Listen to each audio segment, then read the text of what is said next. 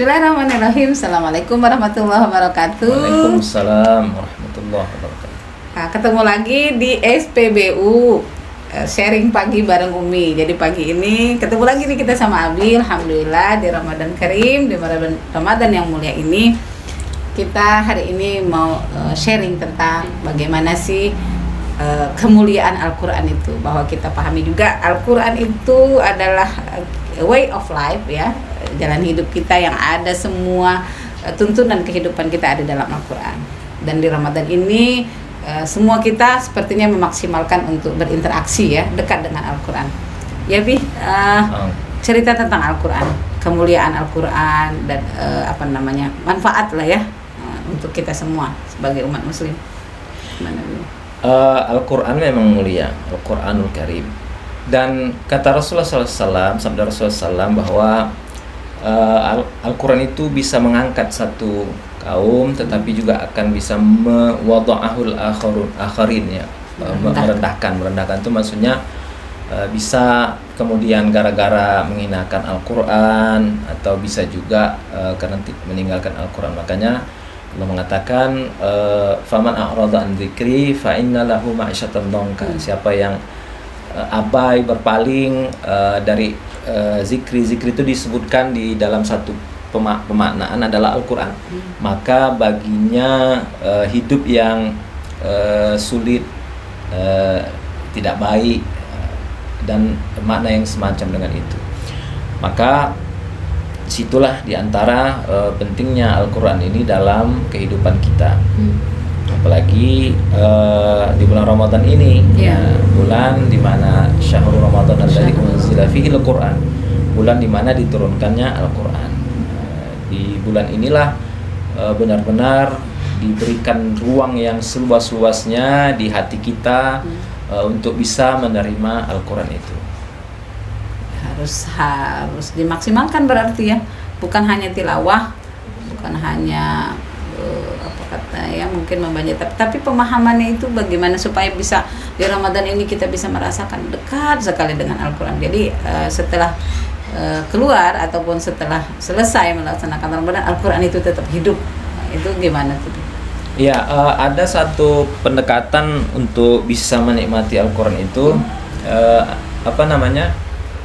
mencari ayat-ayat yang berkaitan dengan peristiwa-peristiwa gitu. Dan sekarang kita udah dimudahkan, ada indeks Al-Quran, ya. Memang ada kita target mengkhatamkan Quran dari awal sampai akhir, tetapi perlu juga ditingkatkanlah interaksi kita dengan Al-Quran itu bukan cuma sekedar tilawah, tetapi juga mentadaburinya. Mentadaburi itu bisa pertama yang paling mudah itu membaca terjemahnya, kemudian dicari buku-buku tafsirnya, atau lihat ada asbabun nuzulnya. Rasulullah SAW juga sangat dihibur, ya, selain dipandu. Kita kemarin pernah membahas tentang Rasul itu diberikan panduan ketika hidup pertama di Madinah. Panduannya itu surah Al-Baqarah, kan. Makanya surah yang pertama turun di Madinah adalah surah Al-Baqarah. Yang awal-awal sekali Allah mengingatkan Nabi Muhammad SAW tentang peta sosial masyarakat, ya. Orang beriman itu 3 ayat, orang kafir 2 ayat, kemudian tentang orang yang munafik itu 15 ayat di pangkal awal surah Al-Baqarah, kan. Awal sekali mereka berada di Madinah dalam kehidupan yang begitu kompleks.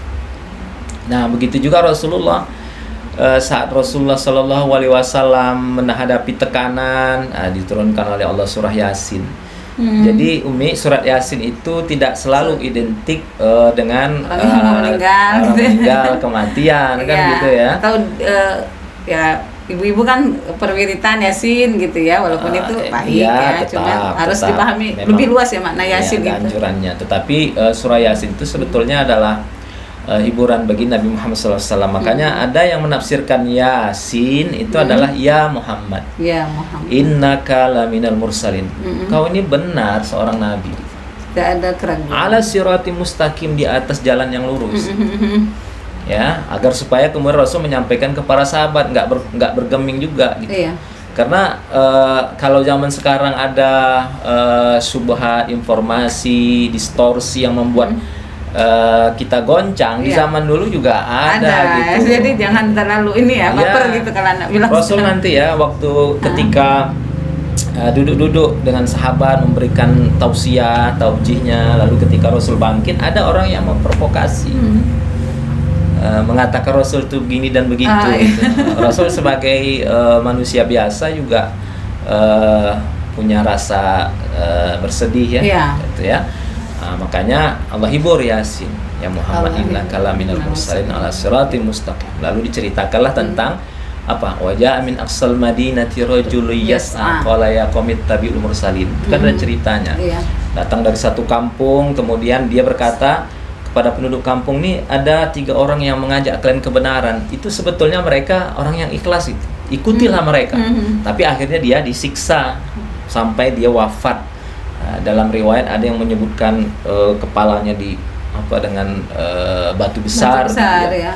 Nah, jadi itu contoh hiburan kepada sahabat juga, dan tentu kepada kita yang sahabat-sahabat yang punya niat yang untuk membangun kebaikan, kebenaran.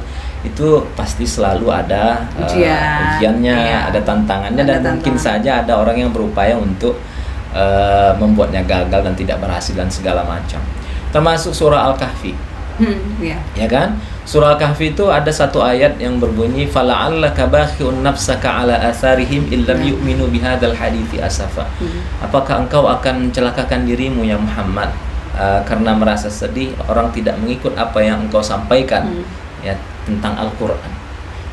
Lalu Allah ceritakan tentang pemuda Kahfi yang diselamatkan oleh Allah, lalu kekuatan Zulkarnain dan lain sebagainya. Itu jadi hiburan. Makanya supaya membekas, ada salah satu pendekatan namanya membaca Al-Quran itu pilihlah ayat yang berkaitan dengan peristiwa yang kita alami. Oh iya. Jadi bisa jadi itu jadi obat juga ya? Jadi obat. Syifa ya? Syifa, dan akan lebih membekas. Makanya turunnya ayat Al-Quran itu adalah beriringan dengan peristiwa. Asbabun nuzul namanya. Iya, gitu. Di situ sangat penting kita untuk memahami dan membaca asbabun nuzul. Sekarang buku-buku tentang asbabun nuzul banyak. Udah ada yang dikarang oleh Imam Asyuti juga diterjemahkan itu, kalau kita lihat di perpustakaan ada gitu. Nah itu. Jadi itu satu. Yang kedua juga yang tak kalah pentingnya di dalam nggak mau nanya dulu nih. Asik ya dengerinnya, berarti apa tadi ya sudah dapat kuncinya kayak gitu. Terpana gitu. Jadi gini.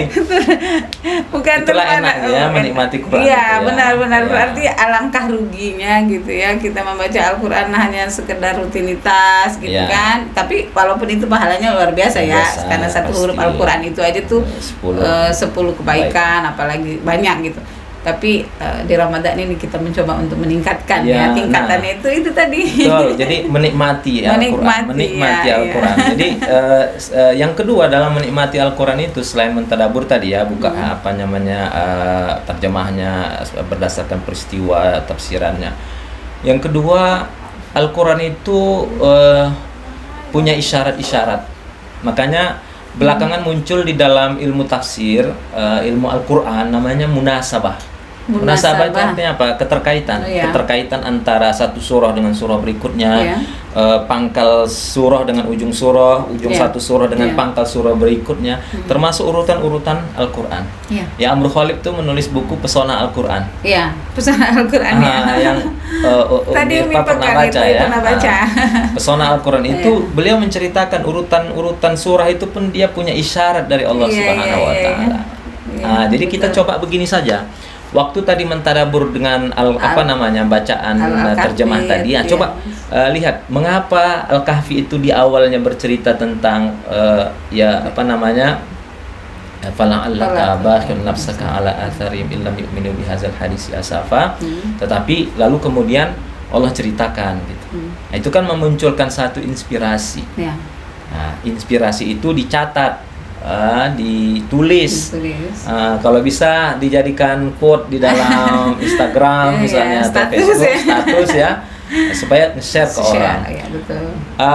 Saya Abi pernah dapat informasi tentang seorang budayawan kita gitu. Setiap baca Quran dia tulis sehingga setiap tahun itu kemudian berganti dia lembar Qurannya begitu karena penuh dengan inspirasi. Jadi Al-Quran itu penuh dengan inspirasi. Penuh dengan inspirasi. Jadi kalaupun ada yang mau mencari inspirasi katanya carilah inspirasi dalam Al-Quran. Masya Allah. Ya. Jadi rindu dengan Al-Quran. Nah itu harus kita punya rasa ya, seperti itu. Sehari tidak bertemu dengan Al-Quran seperti tidak bertemu dengan kekasih ya, Bi. Masya Allah. Ya. Jadi Masya Allah hari ini sharing ya sedikit dengan Abi tentang, walaupun banyak sekali ya, banyak hal ya yang bisa kita ambil kemuliaan dari Al-Quran itu sendiri. Namun tadi hanya 2 surah saja tuh, sedikit saja ininya.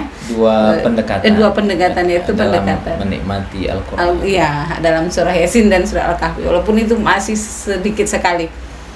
Ya, baik sahabat semuanya, alhamdulillah hari ini kita bisa sharing. Mudah-mudahan bermanfaat ya untuk Umi dan Abi juga dan untuk semuanya.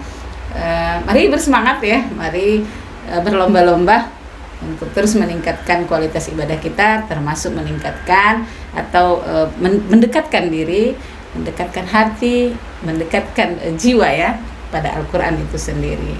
Karena nanti kalau kita pahami juga Al-Quran itu menjadi syafaat ya bagi orang yang dekat dengan Syafi'i li ahli.